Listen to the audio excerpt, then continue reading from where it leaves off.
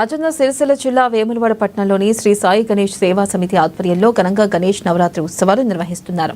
మండప నిర్వాహకులు ప్రత్యేక పూజలతో గణపతి హోమాన్ని నిర్వహించారు. ఆ తర్వాత తీగల వెంకటేశ్వరరావు శైలజాని దంపతులు అన్నదాన వితరణ చేశారు. అధిక సంఖ్యలో భక్తులు హాజరై స్వామివారి తీర్థప్రసాదాలను స్వీకరించి సేవలో తరించారు. అర్చక స్వాములందరినీ ఆశీర్వదించారు.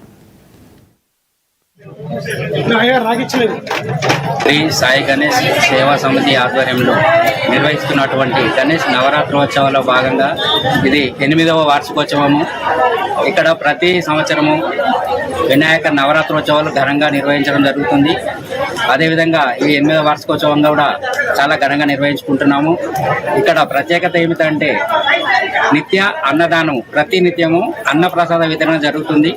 అలాగే రోజు నిత్య పూజలు, ఉదయం సాయంత్రం నిత్య పూజలతో పాటు వివిధ రకాల పూజలు కూడా చేయడం జరుగుతుంది.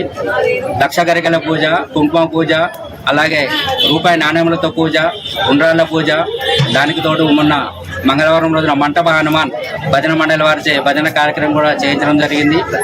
నిన్నటి రోజున 108 రకాల